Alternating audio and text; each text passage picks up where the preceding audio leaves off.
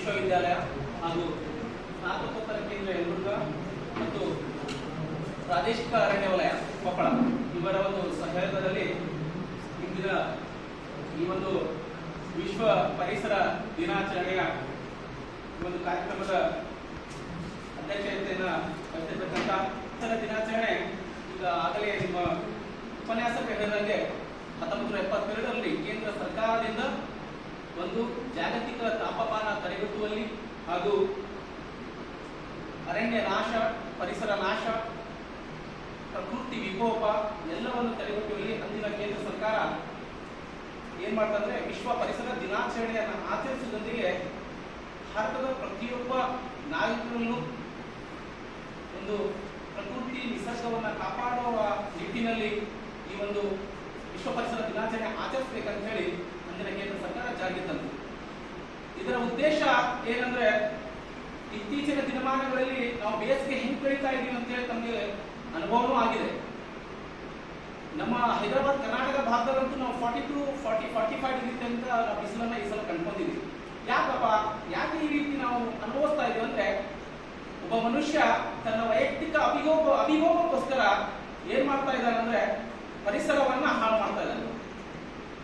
ವಾಯು ಮಾಲಿನ್ಯ ಹೇಳ್ಕೋರಿ, ಜಲ ಮಾಲಿನ್ಯ ಹೇಳ್ಕೋರಿ, ಒಂದು ಅರಣ್ಯ ನಾಶ ಹೇಳ್ಕೋರಿ, ಮರಗಳ ನಾಶ ಹೇಳ್ಕೋರಿ, ಪ್ರತಿಯೊಂದು ಒಂದು ವ್ಯವಸ್ಥಿತವಾದ ಒಂದು ಏನ್ ನಮ್ಮ ಲೈಫ್ ಸೈಕ್ಲಿಕ್ ಇದೆಯಲ್ಲ, ಆ ಎನ್ವೈರನ್ಮೆಂಟಲ್ ಏನ್ ಲೈಫ್ ಸೈಕ್ಲಿಕ್ ಇದೆಯಲ್ಲ ಅದನ್ನ ಹಾಳು ಮಾಡ್ತಾ ನಾವು ಒಂದು ನೈಸರ್ಗಿಕವನ್ನ ನಮ್ಮ ವೈಯಕ್ತಿಕ ಅಭಿವೃದ್ಧಿ ಹಾಳು ಮಾಡಿಕೊಂಡು ನಾವು ಈ ಪರಿಸ್ಥಿತಿಗೆ ಬಂದಿದ್ದೇವೆ. ನೋಡಿ, ಒಂದು ಅರಳಿ ಮರ ಎಷ್ಟು ಆಕ್ಸಿಜನ್ ಅನ್ನ ನೀಡ್ತದೆ ಅಂದ್ರೆ ಮನುಷ್ಯನಿಗೆ, ಇದು ನಾವು ಕರೋನಾದಲ್ಲಿ ಅನುಭವಿಸಿದ್ವಿ. ನಾವು 2020 ಯಾವ ಪರಿಸ್ಥಿತಿ ಇತ್ತಂದ್ರೆ ನಾವೆಲ್ಲ ಹಿರಿಯದಾದ ನಮ್ಮ ದೇಶದ ಪರಿಸ್ಥಿತಿ ಕರೋನಾ ಬಂದಾಗ ಆಕ್ಸಿಜನ್ಗೋಸ್ಕರ ನಾವು ಎಷ್ಟು ಓಡಾಡಿದೀವಿ ಅಂದ್ರೆ ಕೆಲವೊಬ್ರು ಆಕ್ಸಿಜನ್ ಸಿಗಲಾರ್ದೇನೆ ಪ್ರಾಣವನ್ನ ತ್ಯಜಿಸಿದ್ದಾರೆ. ಯಾಕಂದ್ರೆ SpO2 ಲೆವೆಲ್ ಕಡಿಮೆ ಇರೋದ್ರಿಂದ. ಒಂದು ಅರಳಿ ಮರ ಅತಿ ಹೆಚ್ಚು ಆಮ್ಲಜನಕವನ್ನು ಮನುಷ್ಯನಿಗೆ ನೀಡುವಂತ ಗಿಡ. ಈ ಕಡೆ ನಾವು ಕಾಳಜಿನೇ ಕೊಡ್ತಾ ಇಲ್ಲ, ಯಾರು ಕಾಳಜಿನೇ ಕೊಡ್ತಾ ಇಲ್ಲ. ಈಗ ನಾವು ಈ ಮಟ್ಟಿಗೆ ಬಂದಿದ್ದೇವೆ. ಅದಕ್ಕಾಗಿ ಅರಣ್ಯ ಇಲಾಖೆಯ ಸಹಯೋಗದೊಂದಿಗೆ ಇಲ್ಲೆಲ್ಲ ರೈತರ ಮಕ್ಕಳು ಇದ್ದೀರಾ, ಎಲ್ಲ ಸರ್ಕಾರಿ ನೌಕರ ಮಕ್ಕಳು ಇದ್ದೀರಾ, ಅರಣ್ಯ ಇಲಾಖೆಯಿಂದ ವಿವಿಧ ರೀತಿಯಲ್ಲಿ ಯೋಜನೆಗಳಿದ್ದಾವೆ. ಸರ್ಕಾರದಿಂದ ಅತಿ ಹೆಚ್ಚು ಯೋಜನೆಗಳಿದ್ದಾವೆ. ಸರ್ಕಾರದಿಂದ ಕೃಷಿ ಅರಣ್ಯ ಪ್ರೋತ್ಸಾಹನ ಅಂತ ಒಂದು ಯೋಜನೆ ಇದೆ. ರೈತರ ಮಕ್ಕಳಿದ್ರೆ ತಮ್ಮ ಹೊಲಗಳಲ್ಲಿ, ತಮ್ಮ ತೋಟಗಳಲ್ಲಿ, ತಮ್ಮ ಮನೆಗಳ ಹಿಂಬದಿಯಲ್ಲಿ ಸಣ್ಣ ತೋಟನೂ ಮಾಡ್ಕೋಬಹುದು. ಒಂದು 5 ಗಿಡ ತಮ್ಮ ವಿಶೇಷ ದಿನಗಳನ್ನು, ಈಗ ಅಂದ್ರು ಬಸವರಾಜ್ ಸರ್, ವಿಶೇಷ ದಿನಗಳಂದು ಏನನ್ನೋ ನಾವು ಮಾಡಬಹುದು. ಒಂದು ಗಿಡವನ್ನು ನೆಟ್ಟಿದ್ರೆ ನಮ್ಮ ದೇಶದಲ್ಲಿ, ನಮ್ಮ ಭಾರತ ದೇಶ 33% ಅರಣ್ಯವನ್ನು ನೋಡಬೇಕು. ಈಗ ನಾವು ವಿಷಾದನೀಯ ಸಂಗತಿ ಏನಂದ್ರೆ 21% ಅಲ್ಲೇ ಇದೆ.